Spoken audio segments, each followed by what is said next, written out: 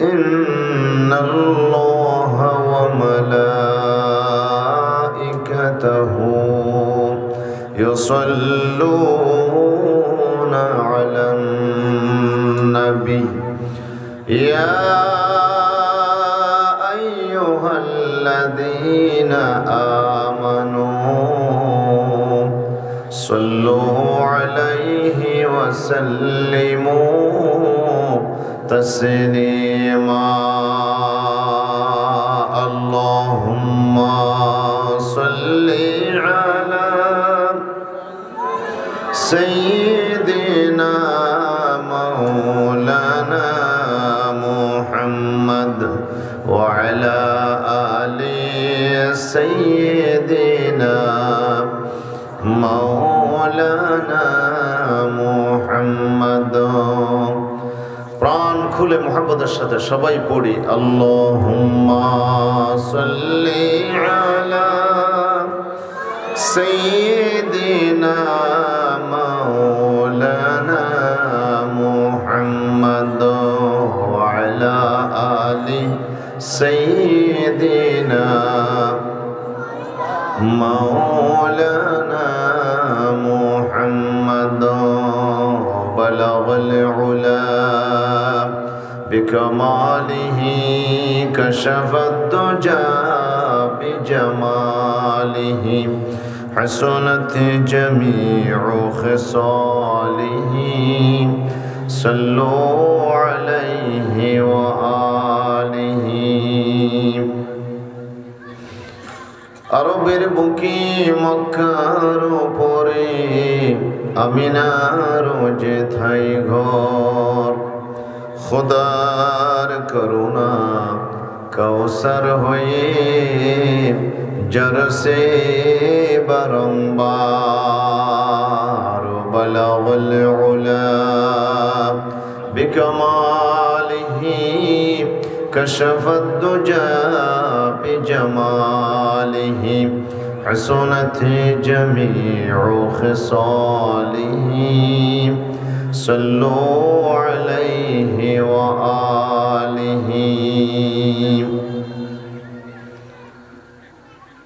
সবাই পড়েন আউযু বিল্লাহি মিনাশ শাইতানির রাজীম বিসমিল্লাহির রাহমানির রহিম وقرن في بيوتكن ولا تبرجن تبرج الجاهلية الأولى صدق الله مولانا العظيم وصدق رسوله النبي الحبيب الكريم ونحن على ذلك من الشاهدين والشاكرين মুহতারামুল মাকাম ওয়াজিবুল ইহতারাম আজকের এই পর্যটন নগরী কক্সবাজার জেলার সদর উপজেলার অন্তর্গত আমাদের ঐতিহ্যবাহী পিএমখালী ইউনিয়ন পিএমখালী ইউনিয়নের তুতকখালী মাঝের পাড়া ইসলামী যুব সমাজ কর্তৃক আয়োজিত সপ্তম বার্ষিক বিশাল আজিমুসান ঐতিহাসিক তাফসিরুল কোরআন মাহফিল 2025 এই মাহফিলের এই অধিবেশনের সম্মানিত সভাপতি এলাকার বরেণ্য ব্যক্তিত্ব বিশিষ্ট সমাজসেবক প্রিয় ভাই জনাব হারুন আলী আকবর বাবুল সাহেব বারাকাল্লাহু তাআলা ফি হায়াতিহি আজকের মাহফিলের প্রধান আকর্ষণ বাংলাদেশের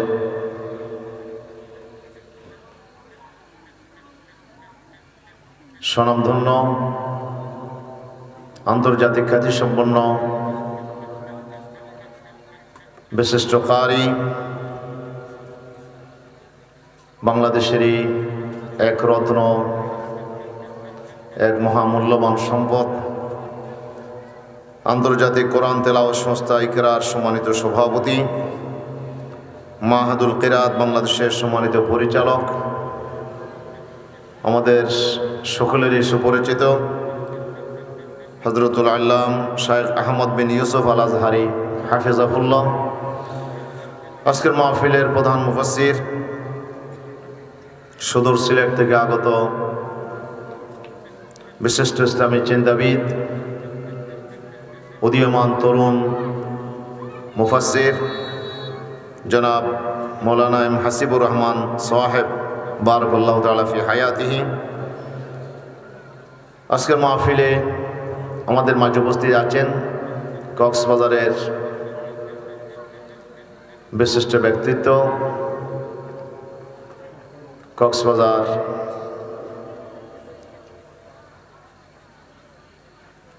যিনি হজ পরিচালনার দীর্ঘদিন দায়িত্ব পালন করছেন, কক্সবাজার হজ এজেন্সির সম্মানিত পরিচালক, আমাদের প্রিয় ভাই জনাব মৌলানা তোফায়েল উদ্দিন চৌধুরী। আজকের মাহফিলে আলোচনা পেশ করেছেন শাহ মৌলানা সালামতুল্লাহ আশরাফি, খতিব তুতখালী শেখদারপাড়া কেন্দ্রীয় জামে মসজিদ, মৌলানা সেলিমুল্লাহ সাহেব, খতিব তুতখালী মাঝেরপাড়া কেন্দ্রীয় জামে মসজিদ। আজকের মাহফিলে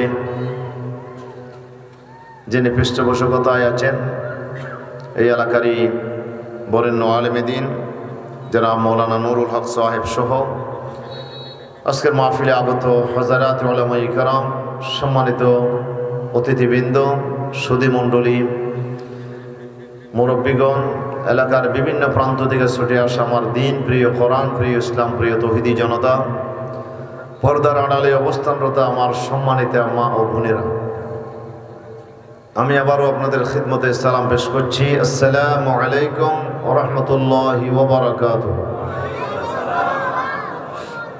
মহান আল্লাহ পাক রব্বুল ইজ্জত ওয়াল জালালের শাহী দরবারে অযথ কোটি শুকর আদায় করছি যে মহান আল্লাহ সুবহানাহু ওয়া তাআলা অত্যন্ত দয়া এবং মেহেরবানি করে এই এলাকার তরুণ যুবক কিশোর ভাইদেরকে অন্যান্য বছরের মতো এবার সপ্তম বছরের মতো এই বিশাল বর্ণাঢ্য তাফসীরুল কোরআন মাহফিলের আয়োজন করার তৌফিক দান করেছেন এবং এলাকার বিভিন্ন প্রান্ত থেকে কোরআনে কারীমের আলোচনা শোনার জন্য হাজার হাজার জনগোষ্ঠীর ভিতর থেকে যিনি আমাদেরকে বাছাই করে মাহফিলে হাজির করেছেন। এবং আমি আপনাদেরই সন্তান, আপনাদেরই ভাই, কোরআনে কারীমের এই ময়দানে আজকের এই আয়োজনে আপনাদের সাথে যিনি শরীক হওয়ার তৌফিক এনায়েত করলেন, সে মুনিবের দরবারে অন্তরের অন্তঃস্থল থেকে কালেমাতুশ শুকর আদায় করছি। আমরা সকলে পড়ছি আলহামদুলিল্লাহ। আরেকটু জোরে সরে বলি আলহামদুলিল্লাহ। রব্বানা লাকাল হামদ হামদান কাসীরান তাইয়্যিবান মুবারাকান ফীহি লাকাল হামদু ইয়া রাব্বি কামা ইয়ানবাগি লিজালালি ওয়াজহিক ওয়া আযীম সুলতানিক। আল্লাহু আকবার কবীরা আলহামদুলিল্লাহি কাসীরা সুবহানাল্লাহি বুকরাতাও ওয়া আসীলা। আমরা শুকরিয়া আদায় করে নিলাম ওই মহান মুনিবের দরবারে, যার একান্ত মেহেরবানি না হলে আজকের এই মাহফিলে আমরা শরীক হতে পারতাম না। তিনি দয়া করে আমাদেরকে হায়াত দিয়েছেন, সুস্থ রেখেছেন, অবসর সময় দিয়েছেন, অনুকূল পরিবেশ দান করেছেন। যখন এক সময় ছিল কোরআনে কারীমের এই মাহফিলগুলো বাংলাদেশের বিভিন্ন জায়গায়, বিভিন্ন প্রান্তে বাধার সম্মুখীন হয়েছিল, কোরআনের মাহফিল করতে অনেক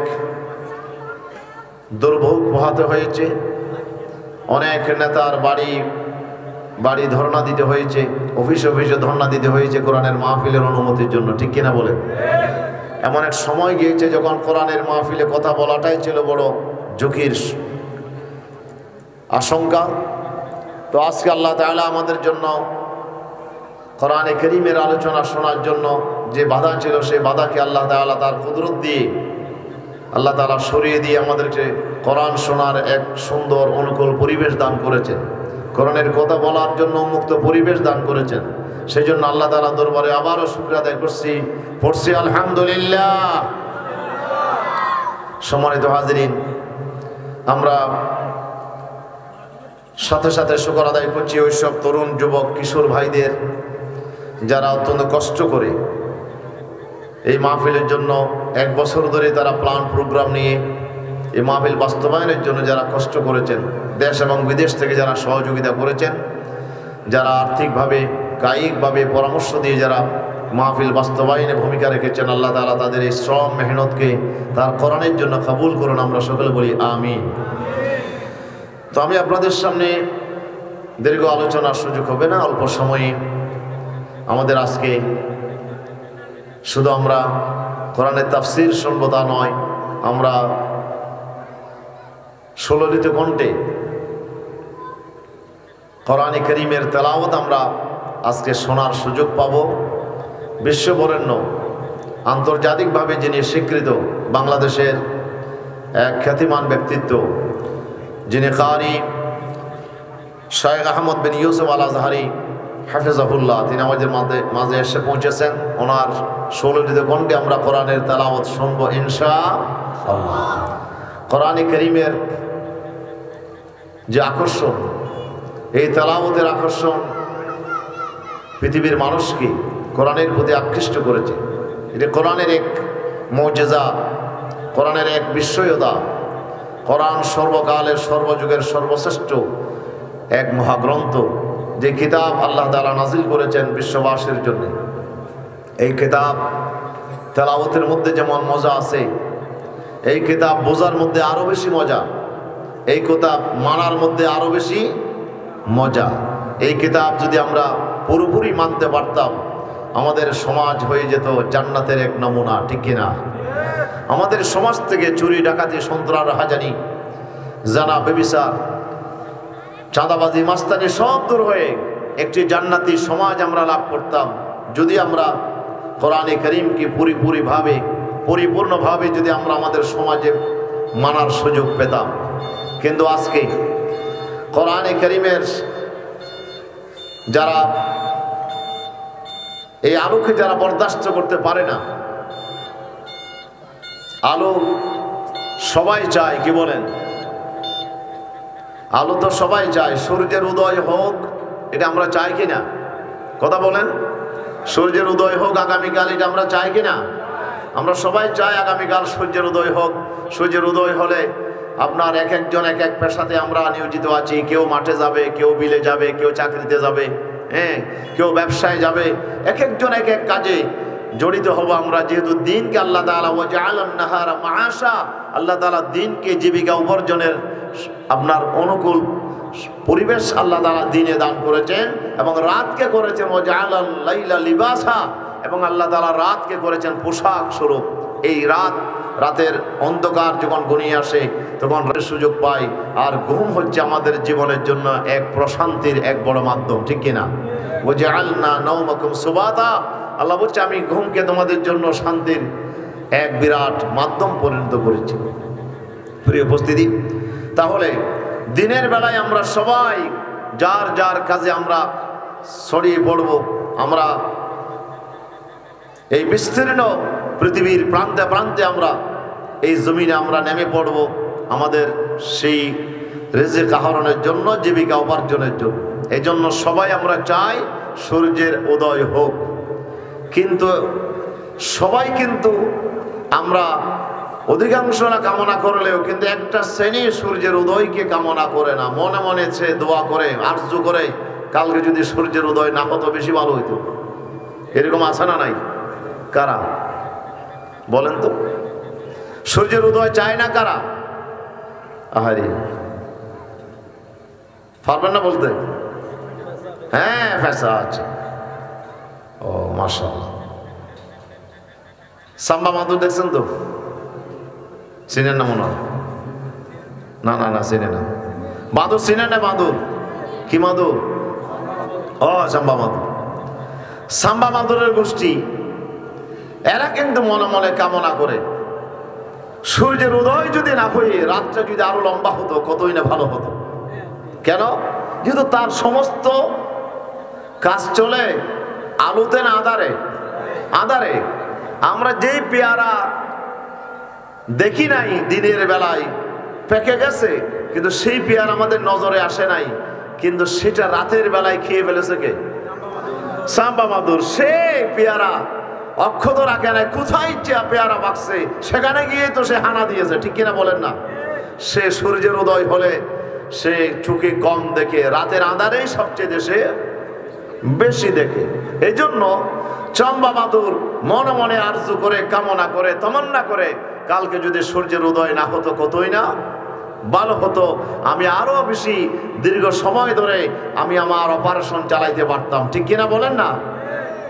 এরপরে আর কে কামনা করে রাত দীর্ঘ হোক, সূর্যের উদয় না হোক? কামনা করে আরো কিছু লোক আছে না নাই, যারা রাতের বেলায় চুরি করে, কি বলে, আছে না এরকম? যারা চুরি করে তাদের কাজ চলে কি দিনে না রাতে? রাতে। সে খুব খেপা হয়ে যায় মুয়াজ্জিনের উপরে, যখন মুয়াজ্জিন সাহেব আযান দেয়, লোকদেরকে যখন ঘুম থেকে জাগাইয়া দেয়, তখন সব রাগ, গুসা, খেপা কোথায়? এই মুয়াজ্জিনের এই বেটাটাই আমার শেষ করে দিল, মানুষকে ঘুম থেকে জাগাইয়া দিল। যদি মুয়াজ্জিন আযান না দিত তাহলে ফজর হইতো না, আমি আরো দীর্ঘক্ষণ ধরে চুরি করতে পারতাম, ঠিক কিনা বলেন না? শিয়াল কখন মুরগিকে ধরে?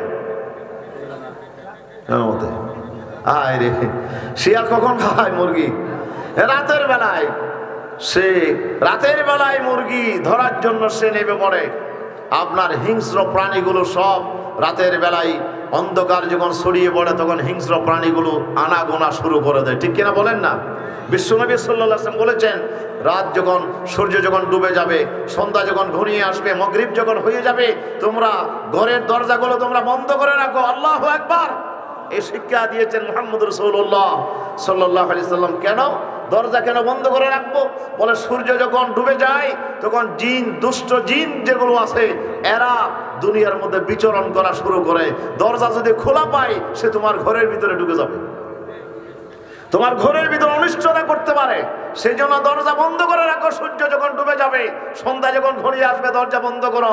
বিসমিল্লাহ বলে যদি দরজা বন্ধ করো, জিনের কোনো বাপের গোষ্ঠীও ঘরের ভিতরে ঢুকতে পারবে না, ঠিক কিনা বলেন না? কোনো দুষ্ট ঘরের ভিতরে আসতে পারবে না, কেউ তোমাদের উপর আক্রমণ করতে পারবে না।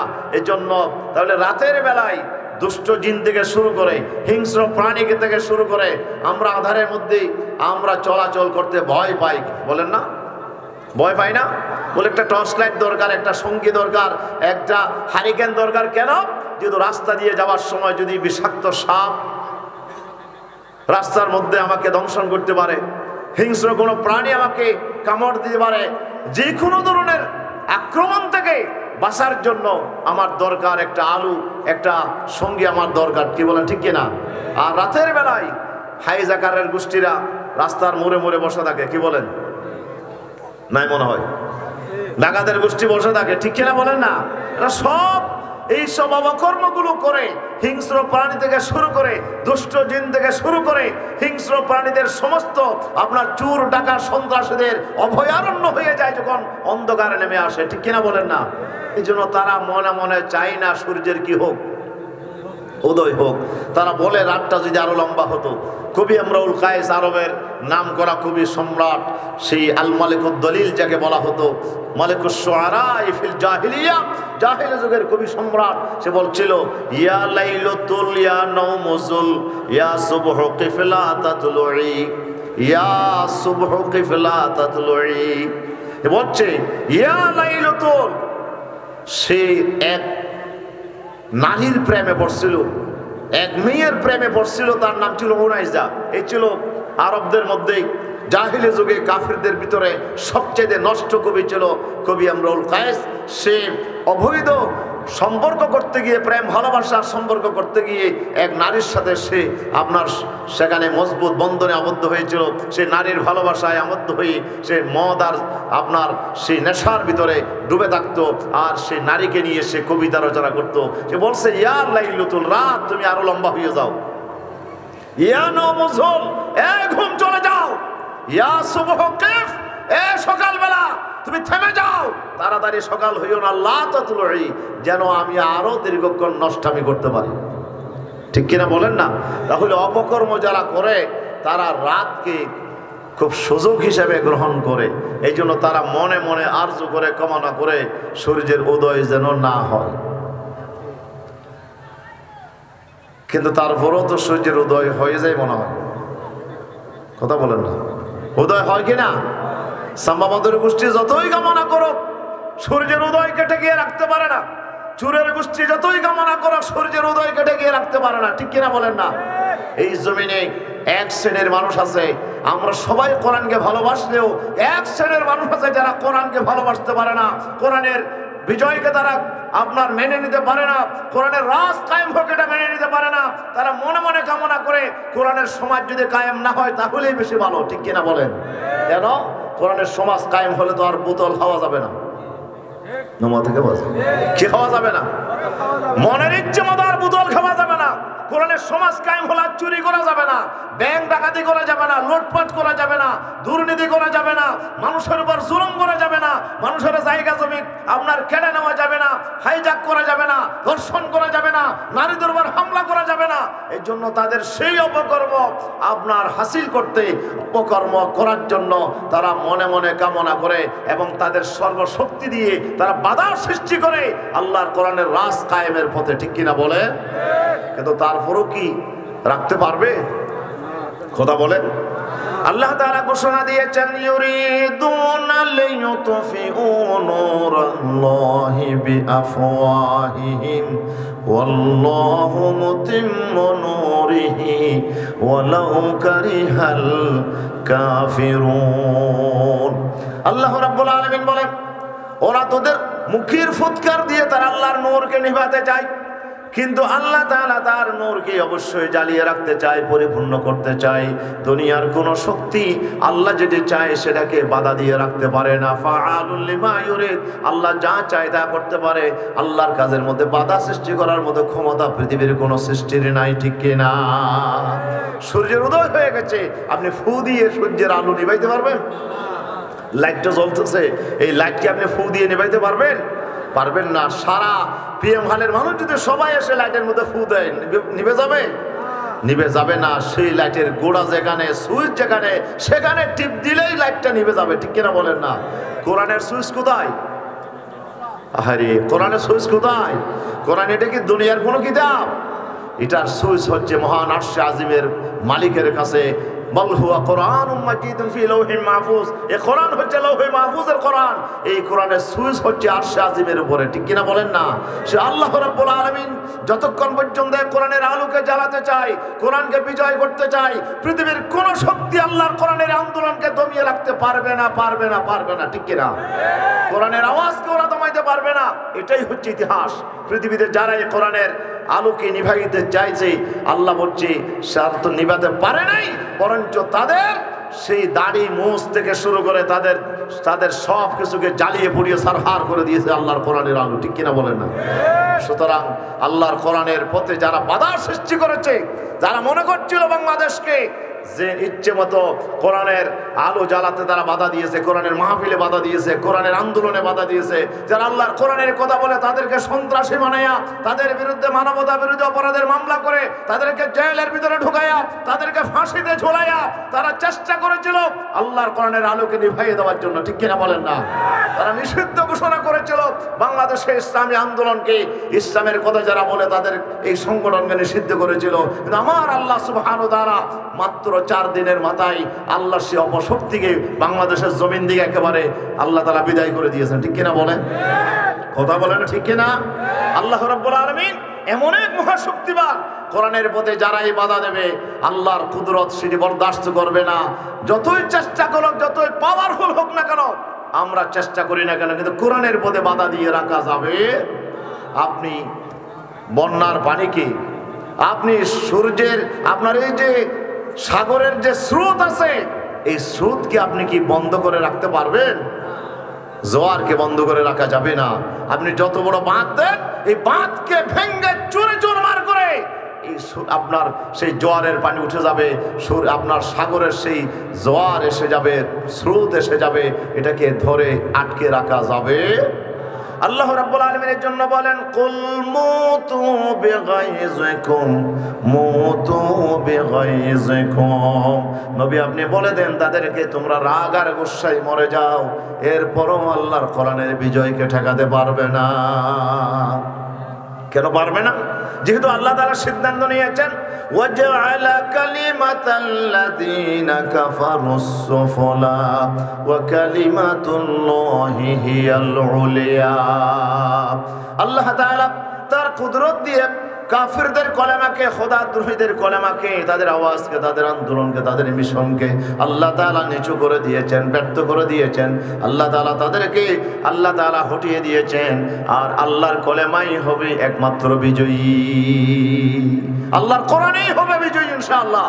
এই জন্য আমাদেরকে আজকে আমরা মনে করছিলাম এই জমিনে মনে হয় আর কোরআনের কথা বলা যাবে না, কোরআনের কথা যারাই বলে তাদেরকে ধরে ধরে জেলে নেওয়া হতো, তাদেরকে মামলা দেওয়া হতো, তাদেরকে নির্যাতন নিষ্পেষণ করা হতো। মনে করছিলাম যে মনে হয় আল্লাহর কোরআনের কথা এখানে আর বলা যাবে না, কিন্তু আল্লাহ তাআলা সেই ম্যাককে আল্লাহ সরিয়ে দিয়েছেন, ঠিক কিনা বলেন? সুতরাং সবসময় ভরসা করতে হবে কার উপরে? বলেন তো কার উপর? তাহলে আমরা আজকে যেই মুক্তভাবে আমরা কোরআনের কথা বলার সুযোগ পেয়েছি, পরিবেশ পেয়েছি, এটা একান্তই আল্লাহ তাআলার মেহেরবানি। আল্লাহর সেই মেহেরবানির শুকরিয়া আমাদেরকে আদায় করতে হবে। আল্লাহ তাআলা কোরআনের এই যে কথাগুলো শোনার জন্য যখন আমাদেরকে সুযোগ করে দিয়েছেন, এবার আল্লাহর পক্ষ থেকে এক বিরাট পরীক্ষা আমাদের উপর শুরু হয়ে গেছে, ঠিক কিনা? আল্লাহর কোরআনকে এখন মানার ক্ষেত্রে আর কোনো বাধা দেওয়ার মতো শক্তি বাংলাদেশে নাই ইনশাআল্লাহ।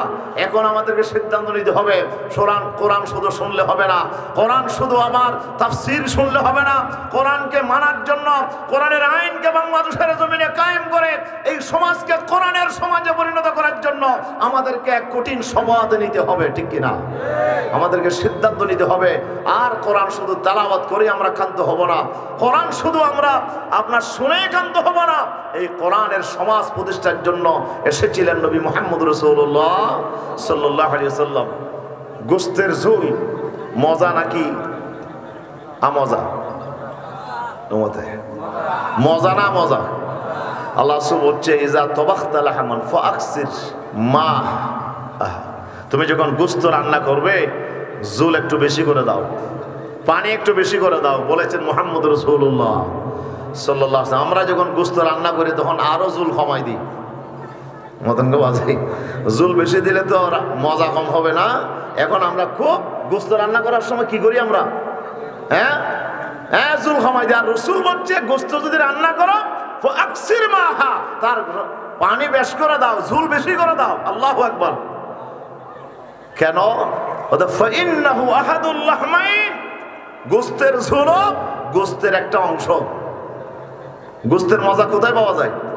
নমাতো শুটকি মাছের ঝোলে, গোশতের ঝোলের মধ্যেও শীষের স্বাদ পাওয়া যায়, গোশতের স্বাদ পাওয়া যায়। ওয়াতাআহাদ জিরানাকা, এবং ঝোল বেশি করে দাও, আর এক পেয়ালা তরকারি তোমার পাশের বাড়িতে পৌঁছাইয়া দাও। সুবহানাল্লাহ বলবেন না? আমরা কি এটার উপর আমল করি? আমরা তো আমল করি না, আমরা তো আমল ছেড়ে দিই। আমরা তো আছি এমনি শোনার ক্ষেত্রে, সময় না ওয়াজ হয় না। এখন আমাদের চরিত্র হচ্ছে ইহুদিদের চরিত্র। কিসের চরিত্র বলেন তো? ইহুদিরা ওয়াজ শুনতো, তারা বলতো সময় না ওয়াজ হয় না, শুনলাম ঠিক আছে কিন্তু মানবো না। কিন্তু আল্লাহ তাআলা মুমিনদের চরিত্র বর্ণনা করছেন, ওরা কিরকম? তাদের চরিত্র হচ্ছে সামি'না ওয়া আতা'না গুফরানাকা রাব্বানা ওয়া ইলাইকাল মাসির। ঈমানদারের বৈশিষ্ট্য হচ্ছে সামি'না ওয়া আতা'না, হে আল্লাহ তোমার কথা শুনলাম, তোমার নবী থেকে, তোমার জমিনের উলামায়ে কেরামদের জবান থেকে শুনলাম, ওয়া আতা'না, এবং মেনে নিলাম। কি করে নিলাম? শোনার পরে মেনে নিলাম। আমি কোরআনকে আমি মেনে নিলাম, আমি আনুগত্য করলাম কোরআনের, কোরআন শুনলাম এবং মানলাম। গুফরানাকা, মানতে গিয়ে যদি কোনো ত্রুটি বিচ্ছুতি হয়ে যায় আল্লাহ তাও তোমার কাছে মাফ চাই, তোমার কাছে ক্ষমা চাই। ওই ইলাইকাল মাসির, আল্লাহ তোমার কাছেই তো আমাদেরকে ফিরে যেতে হবে, ঠিক কিনা বলেন? তাহলে ঈমানদারের বৈশিষ্ট্য হচ্ছে সামি'না ওয়া আতা'না, শোনার পরে মানা।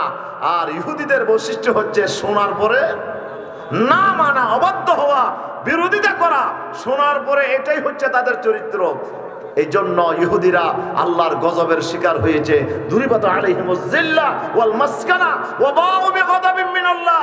আল্লাহ বলছে ইহুদিদের উপরে আল্লাহর গজব তাদের উপরে, লাঞ্ছনা তাদের উপরে আল্লাহ চাপিয়ে দিয়েছেন। আল্লাহর গজব তাদের উপরে এসে পড়েছে। এই ইহুদিরা আল্লাহর সাথে, নবীর সাথে, কিতাবের সাথে তারা বেয়াদবি করেছে, এই জন্য আল্লাহর গজব তাদের উপরে এসেছে। ইহুদিরা পৃথিবীতে কিয়ামত পর্যন্ত আল্লাহ তাআলা বলছে তারা আরেকজনের আশ্রিত থাকবে, নিজেদের পায়ে ওরা দাঁড়াইতে পারবে। ইহুদিদের কোনো রাষ্ট্র বর্তমানে আছে নাই। ইসরায়েল যে রাষ্ট্র আছে এটা আমেরিকার পুতুল সরকার। আমেরিকা আজকে যদি তার সমর্থন প্রত্যাহার করে, কালকেই পৃথিবীর মানচিত্র থেকে ইসরায়েলের রাষ্ট্রের সীমানা মুছে যাবে। ঠিক কিনা বলেন না? এটা তো আমেরিকা তার সমর্থন দিয়ে টিকায় রেখেছে, তার সবস্ত্র দিয়ে আমেরিকা ইসরায়েলকে টিকায় রেখেছে মধ্যপ্রাচ্যের মুসলমানদেরকে কবজা করে রাখার জন্য। ইহুদিদের নিজস্ব কোনো রাষ্ট্র নাই এবং কিয়ামত পর্যন্ত থাকবে না ইনশাআল্লাহ। আল্লাহ বলছে দুরিবাত আলাইহিমুজ জিল্লাহ, ওদের উপর আল্লাহর গজব, আল্লাহর লানত, আল্লাহর লাঞ্ছনা, অপমান আল্লাহ তাদের উপরে চাপিয়ে দিয়েছেন। যেহেতু তারা, তাদের চরিত্র হচ্ছে আল্লাহর কিতাবের কথা শুনে কিন্তু তারা মানে না। ঠিক কিনা বলেন না? এই চরিত্র যদি মুসলমানদের ভিতরেও আসে তাহলে মুসলমানদের পরিণতি কি হবে? আজকে মুসলমানরা মায়ের খাচ্ছি কেন? সারা দুনিয়াতে আমরা লাঞ্ছিত আর অপমানিত কেন? আজকে আমরা কেন মারি খাই মুসলমানেরা সারা পৃথিবীতে? তার মূল কারণ হচ্ছে আমরা কোরআন শুনি কিন্তু মানতে প্রস্তুত নয়। কোরআন শুনি কিন্তু মানতে প্রস্তুত নয়। কোরআনের তেলাওয়াত শুনে চোখের পানি ফেলি আমরা। কোরআনের যখন বিশ্ববরেণ্য কারীরা যখন কোরআনের তেলাওয়াত করে, মাশাআল্লাহ, হাজার হাজার লাখ লাখ মানুষ হয়, আর আমরা চোখের পানি ফেলাই আর বলি যে এত সুন্দর কোরআন। হ্যাঁ, শুনলে যদি এত সুন্দর হয়, এটা মানলে কেমন হবে? জুল হাইয়া যদি এত ডেক ফেলো, বেশি মজা হয়েছে, তাহলে গোস্ত খাইলে কেমন মজা হবে? নমাতে রান্নামাতে গোস্ত খাইলে মজা বেশি হবে না কম হবে? তো নমাতে বেশি হবে না কম হবে? জুল খাই যদি এত মজা হয় তাহলে গোস্ত কেমন মজা হবে? আর একজন বলো যে শুধু গোস্ত খাইছো, তুমি নলা খাইছো? তো নলা তো আমি খাই নাই। তো নলা খাইলে না বুঝতে আসল মজা কাকে বলে। নলার ফাঁসের ভিতরে আসল মজা। কোরআন শুধু শুনলে যদি এত মজা হয়, তেলাওয়াতের মধ্যে যদি লাখ লাখ মানুষ যদি বসে থাকে চোখের পানি ফেলে, আল্লাহর কোরআন যদি এত আকর্ষণীয় হয়, এত মজা হয়, কোরআন বুঝলে আরো মজা, সেটা মানলে আরো মজা। কোরআনের সমাজ যদি এই জমিনে প্রতিষ্ঠা হয়, কোরআনের আইন যদি বাংলাদেশে কায়েম হয়, গোটা বাংলাদেশ হয়ে যাবে জান্নাতের একটি টুকরা। ঠিক কিনা বলেন না? আজকে সেই হনুমানের গোষ্ঠীরা, সেই সাম্বা মাদরের গোষ্ঠীরা সব একতাবদ্ধ হয়েছে। সাম্বা মাদরের গোষ্ঠী কি হয়ে গেছে? সব একতাবদ্ধ হয়েছে। তারা বলেছে বাংলাদেশে কোরআনের সমাজ আমরা কায়েম হতে দেব না, আলেমদেরকে ঐক্য হতে দেব না। আলেমরা যদি ঐক্যবদ্ধ হয়, এই বাংলাদেশে মুসলমানরা যদি ঐক্যবদ্ধ হয়, তাহলে কোরআনের সমাজ কায়েম হবে, এটা তারা বরদাস্ত করে না। এই জন্য কোরআনের সমাজ প্রতিষ্ঠার পথে তারা বাধার সৃষ্টি করছে। কিন্তু আমরা যারা আল্লাহর কোরআনকে ভালোবাসি, আমরা কি তাদের ষড়যন্ত্র বাস্তবায়ন হতে দিতে পারি? আমরা পারি না। আজকে আমাদেরকে সিদ্ধান্ত নিতে হবে যে আল্লাহর কোরআন কি জন্য এসেছে। এই কোরআন আল্লাহ রাব্বুল আলামিন পাঠিয়েছেন এই পৃথিবীর মানুষকে একটি শান্তিপূর্ণ, একটি নিরাপদ একটি জীবন মানুষকে উপহার দেওয়ার জন্য কোরআন এসেছে।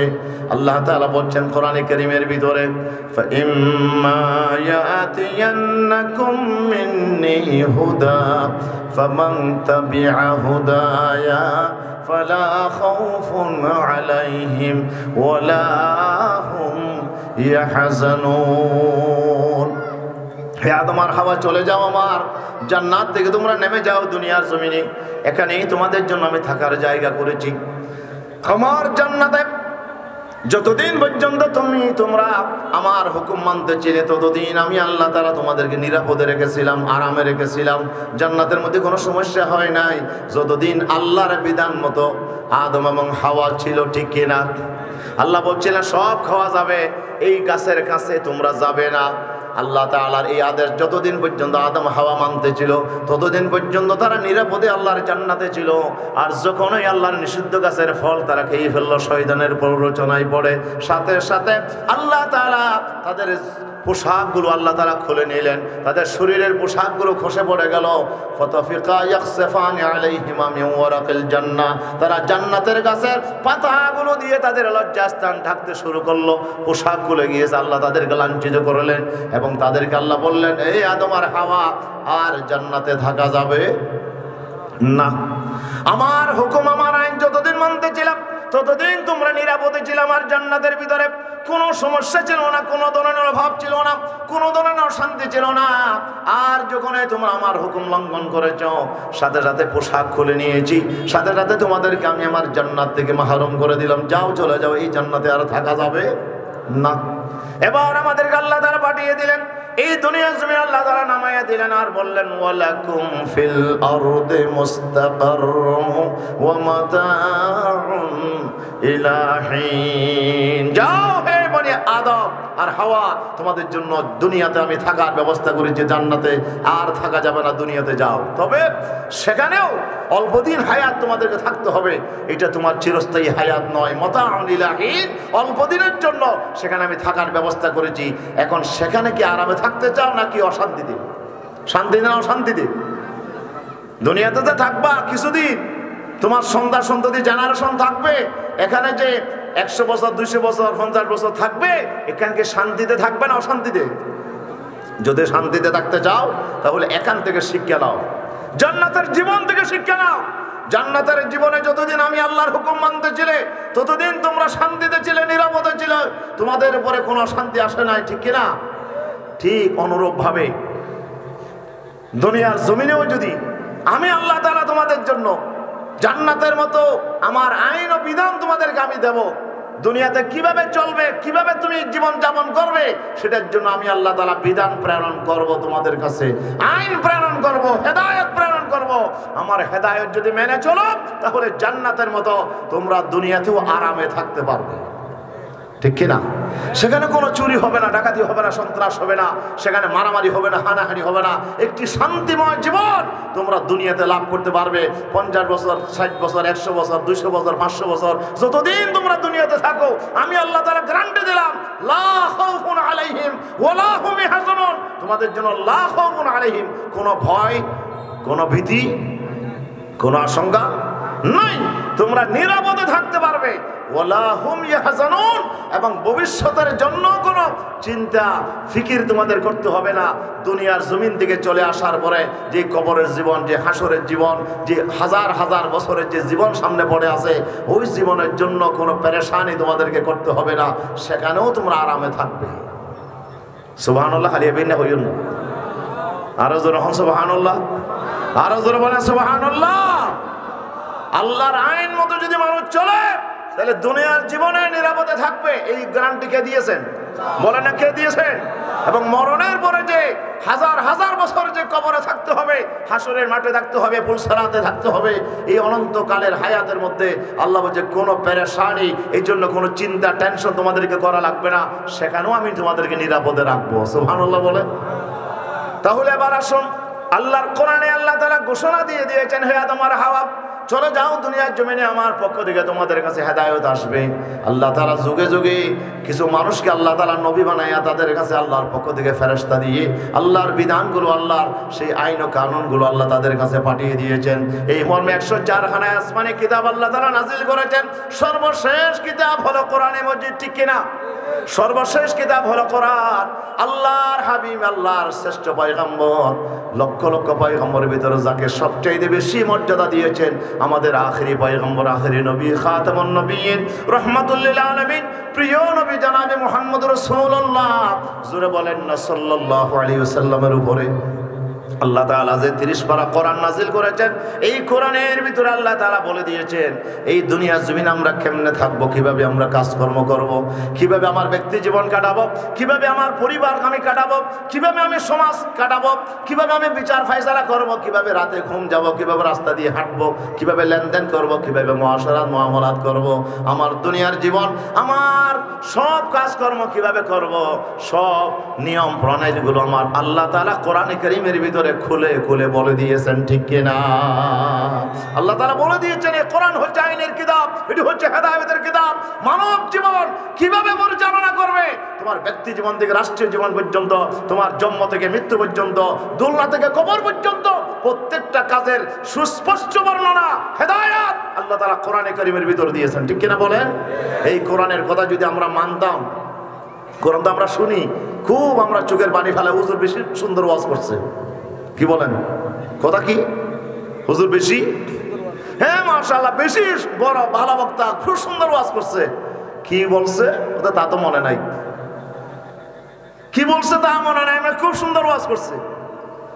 দেখে যেখানে মনেই নাই সেখানে আর মানবো কি? হুজুর বলো, হুজুর কথা হুজুর বলে যাবে, কিন্তু আমাদের কথা আমরা আমাদের ইচ্ছা মতো আমরা চলবো, আমাদের জীবনে কোনো পরিবর্তন আসবে না। আমি আগে যেমন ছিলাম এখনো তেমন। কোরআন শোনার পরেও আমার ভিতর কোনো পরিবর্তন আসবে না। এটাই যদি আমাদের চরিত্র হয়, তাহলে এই দুনিয়ার জমিনে কি শান্তি আশা করা যায়? কথা বলেন না, শান্তি আশা করা যায়? শান্তি আশা করা যায় না। এই দুনিয়ার জীবনে যদি আমরা শান্তি চাই, মরণের পরে যদি আমরা কবরের আযাব থেকে, জাহান্নামের আযাব থেকে যদি আমরা নাজাত চাই, তাহলে আমাদের জন্য একটাই রাস্তা, সেটি হচ্ছে আল্লাহর কোরআনের হেদায়েত, আল্লাহর কোরআনের বিধানগুলো, কোরআনের আইনগুলো আমাদেরকে যথাযথভাবে মেনে চলতে হবে। প্রিয় উপস্থিতি, আজকে আমরা কোরআন শুনতে যত না রাজি, কিন্তু কোরআনের সমাজ প্রতিষ্ঠার পথে আমরা ততটা রাজি নয়, ঠিক না? আমরা এখন মুসলমান বাক হয়ে গেছি। কাফের মুশরিকরা বাধা দিচ্ছে না, মুসলমানের ছেলে বাধা দিচ্ছে। সে মুসলমান, মানদারি মুসলমান, সেও আপনার সে জান্নাতের আশা করে, সেও মুসলমান দাবি করে, সেও নামাজ পড়ে, সেও মাথায় টুপি দেয়, সেও হজ করে, সেও উমরা করে। আবার সেই মুসলমানের বাচ্চা সেই কোরআনের সমাজ প্রতিষ্ঠায় বাধা দেয়, সে কোরআনের আন্দোলনকে বাধা দেয়। কোরআনের দাওয়াত যারা দেয় তাদেরকে সন্ত্রাসী বলে, জঙ্গি বলে, তাদেরকে আপনার এই জমিন থেকে মুছে দিতে চায়, কোরআনের আওয়াজকে স্তব্ধ করে দিতে চায়, ঠিক কিনা বলেন? এই জাতের মুসলমান দিয়ে, এই জাতের মুসলমানরা আল্লাহর জমিনে যতই হোক না কেন, কোটি কোটি মুসলমান যদি হয়, তাহলে জমিনে কি শান্তি আসবে?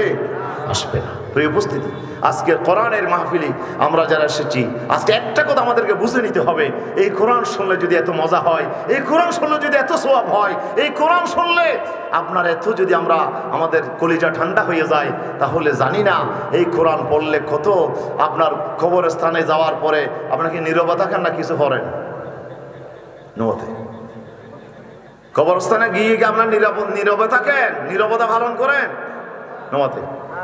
নাস্তিকেরা কি করে? 1 মিনিট নীরবতা পালন করে, সংসদে উঠে বলে একবারে চুপচাপ নীরবতা, 1 মিনিট দাঁড়ায় থাকো। নীরবতা পালন করলে যদি ভালো হইতো, 1 মিনিট কেন, 1 ঘন্টা দাঁড়াও। বেটা 1 ঘন্টা দাঁড়ায় না, শুধু 1 মিনিট নীরবতা পালন করে কি এক দুকাবাজি? জাতির সাথে তামাশা। নীরবতা পালন করবো কেন? হিন্দুরা নিরাপত্তা পালন করবে, নাস্তিকেরা নিরাপত্তা পালন করবে। সে তার বাবার কবরে গিয়ে, মার কবরের সামনে গিয়ে, সে তো পড়ার জন্য কিছুই নাই তার কাছে, ঠিক কিনা বলেন না? তার কাছে পড়ার মতো কিছু আছে? কিন্তু আমাদের জন্য পড়ার জন্য আল্লাহ কি নাজিল করেছে?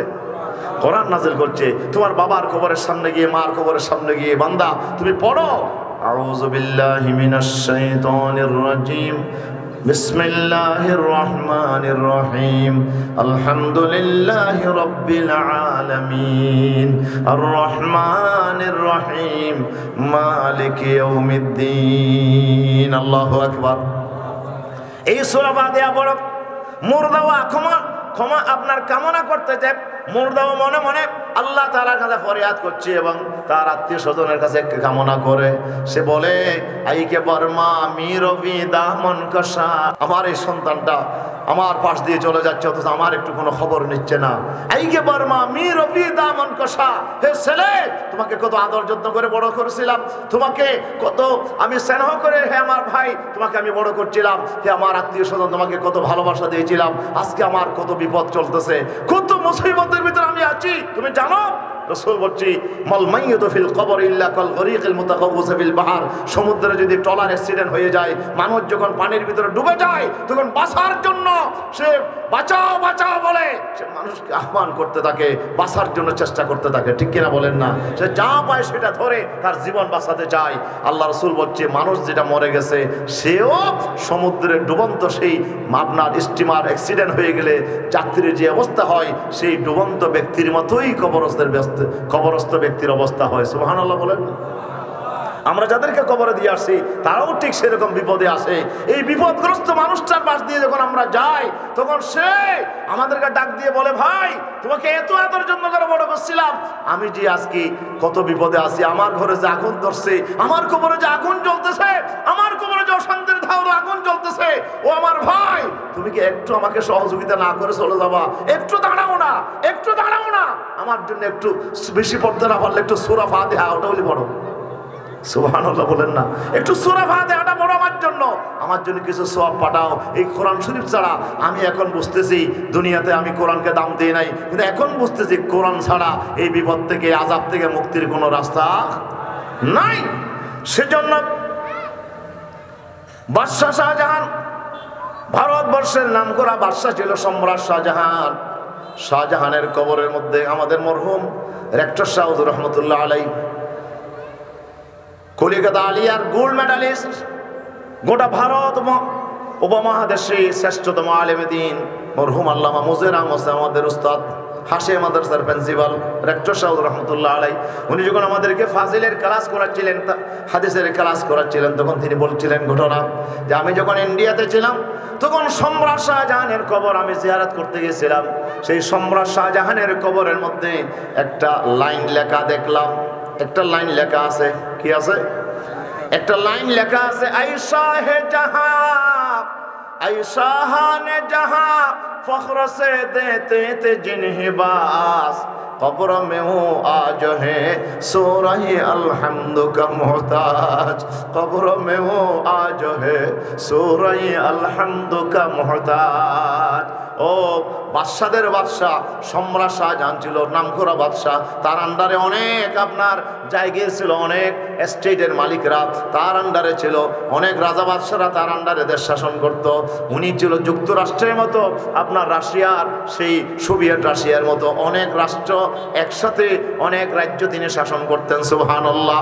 যিনি বাদশাদের বাদশাহ ছিলেন, ও শাহানে জাহাঁ, ও বিশাল জাহানের যিনি মালিক, আজকে তুমি কোথায়? আজকে তুমি কোথায়? যাকে আপনার অন্যান্য রাজা বাদশাহরা ট্যাক্স দিতে পারলে, খাজানা দিতে পারলে নিজেদেরকে গর্ববোধ করত, আমার খাজানা সম্রাট শাহজাহান রিসিভ করেছে, গ্রহণ করেছে, এই জন্য সে অহংকার করত।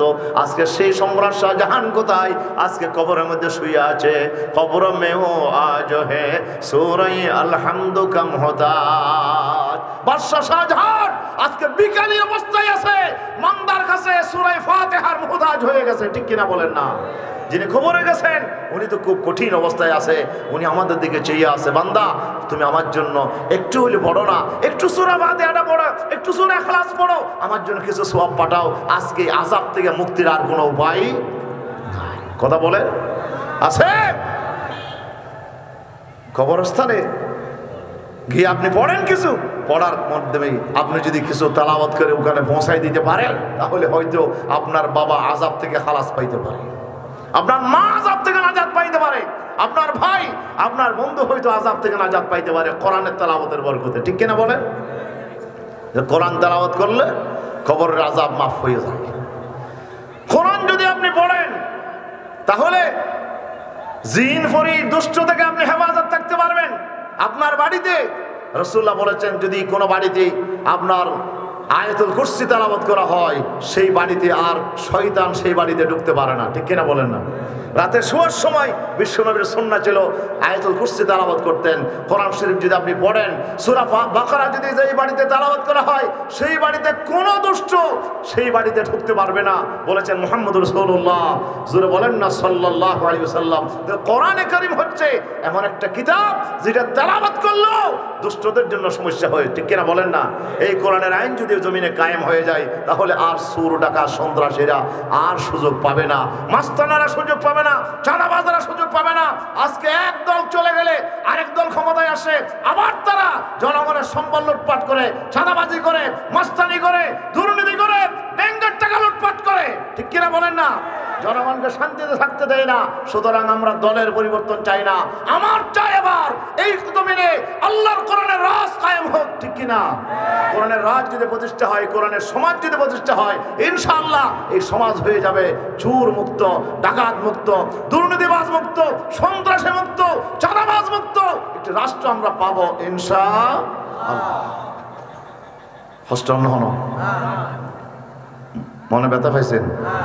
আল্লাহর কোরআন, কোরআন আছে কিন্তু আমরা মানতেছি না, এটাই হলো সমস্যা। আমরা মুসলমান, আজকে কোরআন মানতে আমি প্রস্তুত নই। যদি হিন্দুর ছেলে বলতো আমি কোরআন মানি না, তাহলে মনকে একটু বুঝাইতে পারতাম। খ্রিস্টানের ছেলে যদি বলতো আমি কোরআন মানি না, মনকে বুঝাইতে পারতাম। এখন মুসলমানের ছেলে বলতেছে যে না, কোরআনের সাথে রাজনীতির কোনো সম্পর্ক নাই, কোরআন আছে ধর্মীয় কিতাবে থাক, সমস্যা নাই, কিন্তু কোরআন দিয়ে কেন রাষ্ট্র চলবে? কোরআন দিয়ে কেন সমাজ চলবে? আমার মনের ইচ্ছা মতো আমরা সমাজ চালাবো, রাষ্ট্র চালাবো, বিচার করব, আমরা মন মতো চলবো, ক্ষমতায় গিয়ে মদ খাবো, জানা করবো, বিচার করবো, আরেকজনের জায়গা দখল করবো, এখানে আবার কোরআনের বক্তব্য কি? তাহলে কোরআন শুনতে রাজি কিন্তু মানতে রাজি নাই। প্রিয় হাজিরিন, সেজন্য আসুন, কোরআন তেলাওয়াত করলে যদি কবরের আযাব মাফ হয়ে যায়, তাহলে কোরআন যদি আপনি মানেন, তাহলে এই দুনিয়ার সমাজে অশান্তি দূর হয়ে যাবে। কোরআনের সমাজ যদি প্রতিষ্ঠা হয়, গরিব শান্তি পাবে, অভাব দূর হয়ে যাবে, মাস্তানি বন্ধ হয়ে যাবে। আমার মা বোনেরা নিরাপদে ওনারা ঘরে থেকে বের হয়ে ওনারা নিরাপদে চলাচল করতে পারবে, ঠিক কিনা? আমাদের গরিব অসহায় মানুষেরা অভাব দূর হবে, বেকারত্ব মুক্ত হয়ে যাবে ইনশাআল্লাহ। এবং বাংলাদেশে আপনার কেউ অফিসে আদালতে গিয়ে ঘুষ দেওয়ার আপনার প্রয়োজন হবে না।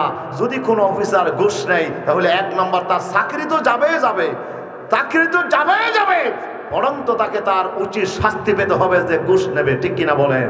আর এখন ঘুষ হচ্ছে স্পিড মানি। ঘুষ কি? হ্যাঁ, ঘুষ হলে স্পিড মানি। আপনার ফাইল যদি চালাইতে চান, ঘুষ না দিলে ফাইল চলবে না। এক টেবিল থেকে আরেক টেবিলে যাওয়ার জন্য ঘুষ দেওয়া লাগবে, ঠিক না বলেন? আজকে এই ঘুষের কারণে গোটা বাংলাদেশ আজকে সেই দুর্নীতিবাজদের দৌরাত্ম্য আজকে কায়েম হয়েছে। বাংলাদেশের মুসলমানরা আজকে তাদের কাছে জিম্মি হয়ে গেছে, ঠিক না? অথচ তারা হচ্ছে আমাদের দেশের চাকর। যারা রাষ্ট্রে যারা চাকরি করে, এরা তো 18 কোটি মানুষের ওরা ট্যাক্সের টাকায় তারা চলে। ওরা আমাদের থেকে আবার ঘুষ না নিয়ে ফাইল চালাবে না। তো তোর চাকরি কেন দিয়েছে? জনগণ তোমাকে চাকরি দিয়েছে আমার কাজ করার জন্য। এরপরে যদি ঘুষ দাবি করো, তাহলে তোর জেল, জরিমানা, তোর উচিত শাস্তি হওয়া দরকার, ঠিক কিনা বলেন না? প্রিয় উপস্থিতি, আজকে সেজন্য আজকে আমাদেরকে ফিরে আসতে হবে কোরআনের কাছে। কোরআন এসেছে এই দুনিয়ার জমিনকে একটি শান্তির সমাজ উপহার দেওয়ার জন্য। কিন্তু আমরা কোরআনকে মানতেছি না বলেই আমরা শান্তি পাচ্ছি না, আমরা মজা পাচ্ছি না, আমরা অশান্তির ভিতরে আমরা আজকে দিন যাপন করছি। প্রিয় উপস্থিতি, এই জন্য আল্লাহ রাব্বুল আলামিনের কোরআনের একটা বিধান আজকে আমরা আলোচনা করব। কয়টা বিধান বলেন তো? একটা বিধান। সেটা কি? যে আজকে কোরআনে কারীমের ভিতরে আল্লাহ তাআলা একটা বিধান মানব জাতির জন্য দিয়েছেন। সেটা কি? আল্লাহ তাআলা বলছেন, হযরত আদম আলাইহিস সালাম, ওনাকে আল্লাহ তাআলা সৃষ্টি করার পরে উনি জান্নাতে থাকলেন, কিন্তু জান্নাতের ভিতরে কোনো শান্তি নাই, জান্নাতের ভিতরে কোনো মানসিক উনি শান্তি পাচ্ছে না। ফল ফ্রুট সব আছে, থাকার জায়গা আছে, বিচরণ করার সব বিনোদনের সব ব্যবস্থা আছে, কিন্তু মনের মধ্যে কি নাই? শান্তি নাই। মনের খবর কার জানা আছে? বলেন না কার? আদম যাই জান্নাতের ভিতরে ঘোরাফেরা করে, কিন্তু একা, মনের ভিতরে কোনো শান্তি নাই। আল্লাহ বলে আদমের মানসিক শান্তির জন্য আমি আল্লাহ তাআলা জান্নাতের ভিতরে আদম আলাইহিস সালামের সেই আপনার পাঁজরের বাঁকা হাড় থেকে আমি তার সহধর্মিনী, তার সহসঙ্গিনী হযরত হাওয়া আলাইহিস সালামকে আমি সৃষ্টি করলাম। খলাকা মিনহা যাওজাহা লিয়াসকুনা ইলাইহা। আমি তার থেকে আমি তার সহধর্মিনী সৃষ্টি করলাম। কেন? আদম দেখলো যে তার পাশে একটা সুন্দরী রূপসী একটা নারী, দেখার সাথে সাথে মনের ভিতরে আকর্ষণ অনুভব করলো। সুবহানাল্লাহ। উনি তার কাছে যেতে চাইলেন, আল্লাহ ডাক দিলেন, আদম খবরদার, কাছে যাওয়া যাবে না। তো কি করতে হবে? বলে আগে বৈধভাবে তার কাছে যাওয়া যাবে, অবৈধভাবে যাওয়া যাবে না। ওই নারীকে যদি তুমি কাছে পেতে চাও, শান্তি লাভ করতে চাও, তাহলে আমি আল্লাহ তাআলা একটা নিয়ম করেছি, তোমাকে বিয়ে করতে হবে। কি করতে হবে? আল্লাহ বিয়ে টিয়ে কি? আমি তো এগুলো বুঝি না। আল্লাহ বলে বিয়ে আমি করাই দেবো। সুবহানাল্লাহ বলেন। আল্লাহ তাআলা নিজেই আকদ পড়াইয়া দিলেন জান্নাতের ভিতরে আদমের সাথে হাওয়ার সাথে। আদম হাওয়ার বিয়ে কে করে দিয়েছেন? আল্লাহ তাআলা বলছেন মোহরানা দিতে হবে, তোমার স্ত্রীকে মোহরানা দিতে হবে। তুমি কি দিয়ে মোহরানা দেবা? আদম বলে আল্লাহ আমার তো কিছুই নাই, পুরা জান্নাত তো সব তোমার, আমি কি দিয়ে মোহরানা দেব? আল্লাহ বলেন তুমি মোহরানা আদায় করো আমার আখিরি পয়গম্বর নবী মুহাম্মদ রাসূলুল্লাহ সাল্লাল্লাহু আলাইহি ওয়াসাল্লামের উপরে 20 বার তুমি দরুদ শরীফ পড়ো, এই দরুদের সওয়াব টুকুন হয়ে যাবে আমার হাওয়ার জন্য মোহরানা। সুবহানাল্লাহ বলেন। দেখ সেটা ওনার জন্য আল্লাহ তাআলা বৈধ করেছিলেন। আবার আপনারাও দেওয়ার চেষ্টা করিয়েন, না আয় তুলে 20 বার দিয়ম দেখ হুজুর, স্বর্ণ তো না দিতাম না, টাকা পয়সা দিতাম না, 20 বার দরুদ পড়লেই মোহরানা হয়ে যাবে। কি হুজুর ওয়াজত আসছি তো আজকে লাফুই, ওয়াজত আসছি তো কি আজকে লাফুই হুজুর, 20 বার দরুদ পড়লেই তো মোহরানা আদায় হয়ে যাবে। এটা আদমের জন্য ছিল, এটা আপনার জন্য না। আল্লাহ তাআলা আমাদের জন্য শরীয়ত যেটা দিয়েছেন, কোরআন মজিদে আল্লাহ বলছেন ওয়া আতুন নিসা সাদাকাতিহিন্না নিহলা। এই মানব সুন্দর শোনো, এই মুমিনারা শোনো, তোমার স্ত্রীকে তুমি মোহরানা দাও সাদাকাতিহিন্না নিহলা, তোমার আত্মখুশিতে, তোমার স্বেচ্ছায় তুমি নিজে আপনার খুশিতে তোমার স্ত্রীর মোহরানা আদায় করো। স্ত্রীর মোহরানা আদায় না করলে স্ত্রী তোমার জন্য হালাল হবে। মনে মনে বিয়ে তো করছো, কিন্তু মনে মনে নিয়ত করছো যে মোহরানা দেব না। কি মোহরানা দেব না, দেওয়ার কোনো নিয়ত নাই, এমনি করছে কবুল করলাম, মোহরানা ধরছে কিন্তু দেব না, মনে মনে নিয়ত করছেন দেবেন না। তাহলে হাদিস শরীফে আসছে যে আপনি যতবার আপনার স্ত্রীর সাথে মিলন হবেন এটি আপনার জন্য বৈধ হবে না, এটা আপনার জন্য জানার রূপান্তরিত হবে, আপনার আমলনামায় গোনা লেখা হতে থাকবে যদি আপনার ভিতরে নিয়ত থাকে আমি মোহরানা দেব না। এই মোহরানা আপনাকে অবশ্যই আদায় করতে হবে, ঠিক কিনা? এই মোহরানা দিয়েছেন বলেই আল্লাহ আপনার জন্য আপনার স্ত্রীকে হালাল করে দিয়েছেন। কথা বোঝা যায়? মোহরানার মাধ্যমে আল্লাহ কি করে দিয়েছেন? হালাল করে দিয়েছেন। মোহরানা যদি আপনি আদায় না করেন, মোহরানা যদি আপনি পেড না করেন, স্ত্রী আপনার জন্য হালাল হবে না। এই জন্য আপনাকে মোহরানা দিতেই হবে। যাক প্রিয় উপস্থিতি, সেটা ভিন্ন কথা। আদম এবং হাওয়ার মধ্যে আল্লাহ বিয়ে করাই দিলেন, আকদ করাই দিলেন। আল্লাহ রাব্বুল আলামিন বলে আমি হাওয়াকে সৃষ্টি করেছি আদমের শান্তির জন্য, শুধু আদমের জন্য হাওয়াকে বানাই নাই। আমি আল্লাহ ওয়া খালাকনাকুম আজওয়াজা, আমি তোমাদেরকে জোড়ায় জোড়ায় সৃষ্টি করেছি, প্রত্যেকটা বনি আদমের জন্য তার জোড়া সৃষ্টি করেছি। সুবহানাল্লাহ। আপনার জন্য আপনার স্ত্রীকে হবে, এগুলো আল্লাহ তাআলা কি করে রেখেছেন? ঠিক করে রেখেছেন। আপনার জোড়া কে হবে এটা আল্লাহ তাআলা নির্ধারণ করেছেন। ওখানে দেখেন, ওখানে দেখেন, ওখানে দেখেন, কোথাও বিয়ে হয় না, কিন্তু এক জায়গায় বিয়ে হয়ে গেছে। কেন? যেখানে আল্লাহ লিখে রাখছেন ওখানেই আপনার বিয়ে হবে, ঠিক কিনা বলেন না? অন্য জায়গায় আপনার বিয়ে হবে না। আল্লাহ তো জোড়া জোড়া করে পয়দা করেছেন আমাদেরকে। কেন জোড়া জোড়া করে পয়দা করলেন? কেন আমাদের জন্য স্ত্রী দরকার? আল্লাহ বলছেন লিতাসকুনু ইলাইহা, তোমরা যেন সেই স্ত্রীর কাছে গিয়ে যেন তোমরা শান্তি লাভ করতে পারো। শান্তি লাভ করার জন্যই আল্লাহ তাআলা বিয়ের ব্যবস্থা করে, একটা পরিবারের ব্যবস্থা আল্লাহ তাআলা করেছেন। স্ত্রী আর স্বামী দুজনে মিলে একটা পরিবার, ঠিক কিনা বলেন? দুজনে মিলে কি হলো? একটা পরিবার হলো। আর দুজন থেকে যখন সন্তান আসে তখন 3 জন হয়। সন্তান আরো বাড়লে আরো জনসংখ্যা বাড়ে। এরপরে যদি মা বাবা থাকে এরাও পরিবারে আসে, এরপরে যদি ভাই বোন থাকে এরাও পরিবারে আসে। আস্তে আস্তে এই পরিবার বাড়তে থাকে, কিন্তু প্রথম শুরু হয় স্বামী আর স্ত্রী দুজন দিয়ে, ঠিক কিনা বলেন না? এই পরিবারের ব্যবস্থা ইসলাম করেছে কি জন্য? কথা বলেন না। শান্তির জন্য। কি জন্য? শান্তির জন্য আল্লাহ তাআলা পরিবারের ব্যবস্থা করেছেন। আল্লাহ তাআলা বলেন ইসলাম এসেছে, ইসলামের বিধান আমি আল্লাহ তাআলা দিয়েছি, এই বিয়ের ব্যবস্থা আমি আল্লাহ তাআলা করেছি যেন মানুষেরা শান্তি পায়। এবং আল্লাহ রাব্বুল আলামিন বলেন ওয়াজআলা বাইনাকুম মাওয়াদ্দাতাও ওয়া রাহমা, স্বামী আর স্ত্রীর মধ্যে আল্লাহ তাআলা ভালোবাসা সৃষ্টি করে দেন। সুবহানাল্লাহ। ভালোবাসা সৃষ্টি করে দেন কে?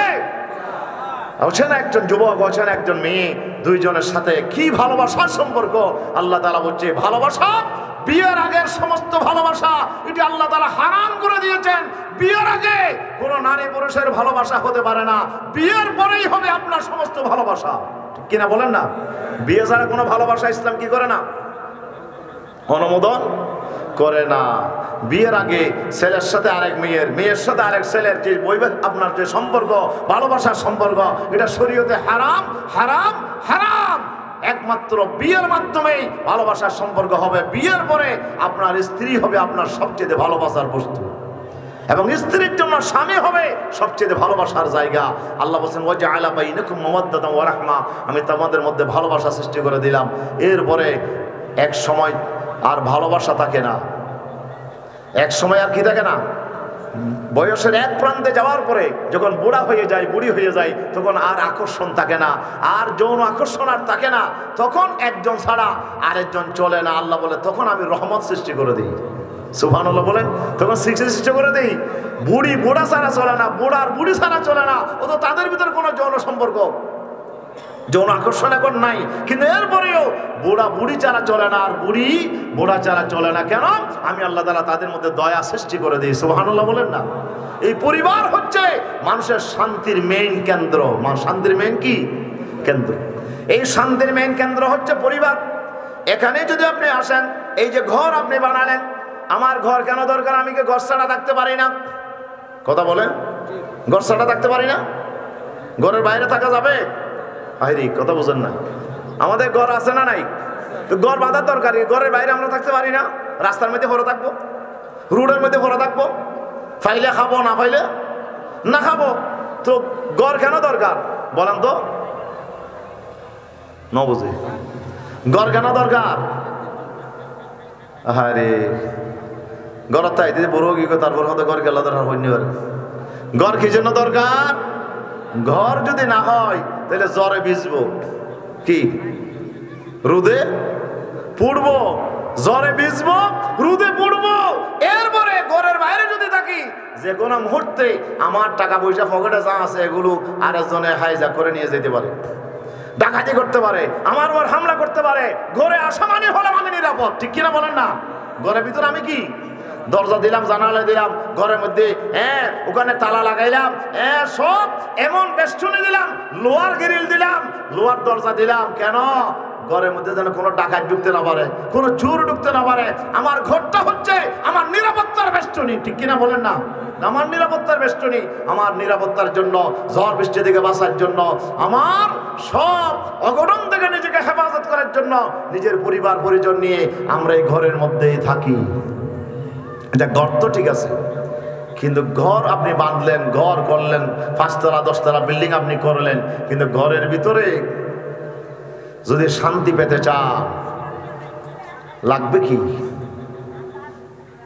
বলেন? কি দরকার? শান্তি পাওয়া যাবে? কয়েক বছর আগে এই বার্মিজ মার্কেট আছে না, নতে কি বার্মে মার্কেট, ওখানে কিছু স্বর্ণের দোকান আছে ভিতরে, চালের দোকানের ওদিকে। তা আমি রাস্তা দিয়ে যাওয়ার সময় এক ভাই বলছে হুজুর একটু বসেন না, খুব বেশি আগ্রহ করলো, তো বসলাম। বসার পরে হুজুর তারপরে কাহিনী শুরু করছে, হুজুর শান্তি নাই। তো কি করেন আপনি? হতো আমি ব্যবসা, এই যে 4-5টা আমার বিল্ডিং আছে, টাকা পয়সার অভাব নাই, ব্যবসা বাণিজ্য অবরবর, কোটি টাকার মালিক, ব্যাংকে বিশাল টাকা আমার জমা আছে, কিন্তু হুজুর শান্তি নাই। কি হয়েছে শান্তি নাই? হদ হুজুর গরজ যাইলি ফজিয়া, ফসাদ, অঘটন, মারামারি, হানাহানি। হুজুর ঘরের ভিতরে যে আছে 10 জালের চাইতে বেশি। ঘরের মধ্যে যে আছে কি 10 জালের চাইতে বেশি। হুজুর আর ঘরের ভিতরে শান্তি পায় না। কোটি টাকার মালিক, বিশাল 4-5টা বিল্ডিং আছে, তার জায়গা জমি আছে, দোকান আছে, ব্যবসা আছে, সব আছে, কিন্তু কি নাই? হ্যাঁ, ঘরের ভিতরে আপনি নিরাপদ থাকতে পারবেন, ঘরের ভিতরে আপনার চুরি ডাকাতি থেকে, সন্ত্রাস, আপনার হাইজাকার থেকে আপনি নিরাপদ থাকলেন, ঝড় বৃষ্টি থেকে নিরাপদ থাকলেন ঘরের ভিতরে। কিন্তু শান্তি যদি পেতে চান, তাহলে ঘরের ভিতরে একটা এমন আপনার স্ত্রী দরকার, এমন ঘরের রানী দরকার, যিনি হবে সবচেয়ে আপনার ভালোবাসার বস্তু, ঠিক কিনা? আল্লাহ রাব্বুল আলামিন এর জন্য বলেছেন, قال النبي صلى الله عليه وسلم الدنيا كلها متاع وخير متاع الدنيا المرأة الصالحة। বিশ্বনবী বলেছেন দুনিয়া পুরোটাই হলো সম্পদ। দুনিয়া পুরোটাই কি সম্পদ। দুনিয়া জমিনে যত আছে সবটাই হলো অ্যাসেট, সবটাই হলো সম্পদ। আর সম্পদের ভিতরে শ্রেষ্ঠ সম্পদ হলো একটা নেককার স্ত্রী। নেককার, একটা ভালো মানের নেককার স্ত্রী। এই নেককার স্ত্রী যদি আপনি পেয়ে যান, আপনার এই নেককার স্ত্রীর দাম কত জানো? কোটি কোটি টাকা এক পাল্লায় দিলেও এই নেককার স্ত্রীর ওজনের সমান হবে না। আল্লাহু আকবার। এই নেককার স্ত্রী, এটাই হলো আপনার শান্তির ঠিকানা। এই নেককার স্ত্রী হলো আপনার শান্তির মেইন এক ঠিকানা। আপনার বাড়িতে যদি একটা নেককার স্ত্রী থাকে, একটা চরিত্রবান স্ত্রী থাকে, তাহলে আল্লাহ রাসূল বলেছেন তোমার জীবন হয়ে যাবে জান্নাতের নমুনা। আর আপনার ঘরে যদি একটা নেককার স্ত্রী না হয়ে একটা যদি দজ্জাল মার্কা স্ত্রী হয়, তাহলে ঘরটা হবে জাহান্নামের একটা টুকরা। বিশাল বিত্তবাবের মালিক হতে পারেন, টাকা পয়সার মালিক হতে পারেন, কিন্তু আপনি শান্তি পাবেন না। মাশাআল্লাহ, নারায়ে তাকবীর, নারায়ে তাকবীর। মাশাআল্লাহ, আমাদের আল্লামা কারি আহমদ বিন ইউসুফ আল আজহারি হাফিজাহুল্লাহ আমাদের মাঝে এসে পৌঁছেছেন। জোরে বলি আলহামদুলিল্লাহ, আরো জোরে বলি আলহামদুলিল্লাহ। আল্লাহ তাআলা আমার ভাইকে আল্লাহ তাআলা নেক হায়াত দান করুন, আমরা সকলে বলি আমিন। আল্লাহ তাআলা সুস্থতার নিয়ামত দান করুন, জোরে বলি আমিন। আমরা আজকে প্রাণ ভরে ওনার আলোচনা শুনবো ইনশাআল্লাহ, ওনার তেলাওয়াত আমরা শুনবো ইনশাআল্লাহ। তো আমি আপনাদের কাছে যে বিষয়টা আমি আলোচনা করতেছিলাম, আল্লাহ রাব্বুল আলামিন বলছেন একটা মানুষের জীবনে শান্তি পাওয়ার জন্য, একটা মানুষের জীবনে শান্তি পাওয়ার জন্য সবচাইতে বেশি প্রয়োজন হচ্ছে আপনার তার বাড়িতে একটা সুন্দর, একটা নেককার স্ত্রী যদি সে লাভ করে, তাহলে তার জীবন হবে শান্তিময়। এই জন্য আল্লাহ রাব্বুল আলামিন আমাদেরকে দোয়া শিখালেন এভাবে, রব্বানা হাব লানা মিন আজওয়াজিনা, পড়েন না, রব্বানা হাব লানা মিন আজওয়াজিনা ওয়া যুররিয়াতিনা কুররাতা আ'য়ুনিন ওয়াজআলনা লিল মুত্তাকিনা ইমামা। আল্লাহ তাআলা দোয়া শিখালেন ইমানদারদেরকে, ও ইমানদারেরা এভাবে আমার কাছে দোয়া করো, আল্লাহ তুমি আমাদেরকে এমন পরিবার দাও, এমন স্ত্রী সন্তান দাও, যাদের চরিত্র দেখলে, ব্যবহার দেখলে আমাদের চোখ ঠান্ডা হয়ে যায়, কলিজা ঠান্ডা হয়ে যায়। আল্লাহ এমন নেককার স্ত্রী সন্তান সন্ততি আমাদেরকে দান করো। আল্লাহু আকবার। আমরা কি এই দোয়া করবো ইনশাআল্লাহ? আমরা কি দোয়া করতে রাজি আছি ইনশাআল্লাহ? আল্লাহ তাআলার কাছে সবসময় দোয়া করতে হবে একটা নেককার স্ত্রীর জন্য। এই জন্য বিশ্বনবী বলেছেন একটা মেয়েকে বিয়ে করার জন্য 4টা জিনিস দেখা দরকার। কয়টা? 4টা জিনিস দেখা দরকার। তুনকাহুল মারাতুল লিআরবাঈন, 4টা জিনিস দেখে তাকে বিয়ে করা দরকার। লিজামালিহা ওয়া লিহাসাবিহা ওয়া লিমালিহা ওয়া লিদীনিহা। আল্লাহ রাসূল বলেছেন মেয়েটা সুন্দর কিনা দেখা দরকার।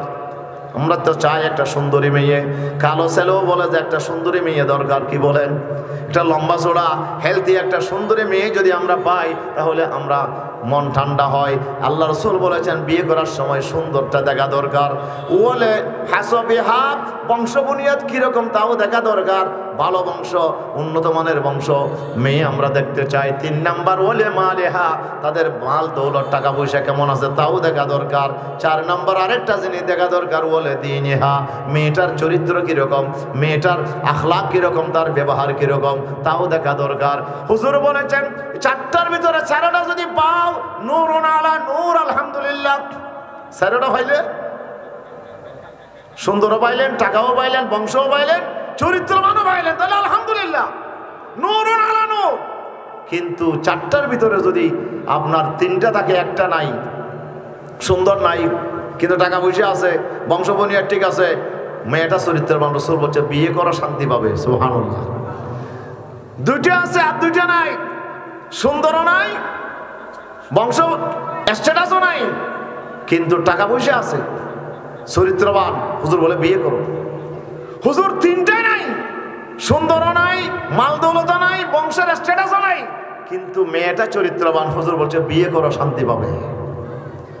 তুমি দেখো ফাসফুর বেজাতে দিন, তুমি চরিত্রবান মেয়েকে বিয়ে করো, তাহলে তোমার জীবনে শান্তি পাবে। জোরে বলে আলহামদুলিল্লাহ। তাহলে আমাদের শান্তির মেন কেন্দ্র কি? বাড়ি, পরিবার। ঘরে যেমন আমরা নিরাপত্তা পাই, এই ঘরের যিনি রানী, ঘরের যিনি কেয়ারটেকার, ঘরের যিনি হোম মিনিস্টার, যাকে আমরা স্বরাষ্ট্রমন্ত্রী বলি, যিনি হলেন আমাদের ম্যানেজিং ডিরেক্টর, এমডি, আমাদের বাড়ির কি নমতে বেশাপা বললে খানাপিনা বন্ধ। ম্যানেজিং ডিরেক্টর হচ্ছে, ম্যানেজার হচ্ছে বাড়ির, উনি হচ্ছে আমাদের সেই স্ত্রী। এই স্ত্রী যদি ভালো হয়, চরিত্রবান হয়, আখলাকওয়ালা হয়, তাহলে আপনি জীবনে শান্তি পাবেন, বলেছেন মুহাম্মদ রাসূলুল্লাহ সাল্লাল্লাহু আলাইহি সাল্লাম। এই চরিত্রবান মহিলা এই বাড়ির কেয়ারটেকার, সে হলো এমডি।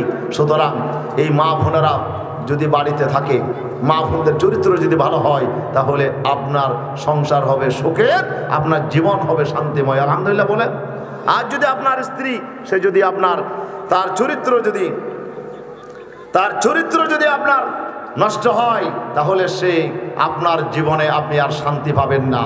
এই মেয়েটা যদি থাকে আপনার বাড়িতে, কিন্তু সম্পর্ক আর এক পুরুষের সাথে, ভিন্ন পুরুষের সাথে তার রিলেশন, তাহলে শান্তি, কথা বলে, শান্তি অশান্তি। তাহলে আপনার স্ত্রী চরিত্রবান হলে আপনি শান্তি পাবেন। তাহলে আপনার বিবি যদি আপনি ভালো বানাতে চান, আপনি যদি শান্তি পেতে চান, তাহলে আপনার জন্য কি দরকার? আল্লাহ তাআলা বলছেন, ওয়াকারনা ফি বুয়ুতিকুন্না ওয়ালা তাবাররাজনা তাবাররুজাল জাহিলিয়াতিল উলা। হে মহিলারা, হে মা বোনেরা, আল্লাহ তাআলা আদেশ করছেন, ওয়াকারনা ফি বুয়ুতিকুন্না, তোমরা তোমাদের বাড়ির ভিতরে থাকো। এই মহিলারা তোমাদের বাড়ির ভিতরে থাকো।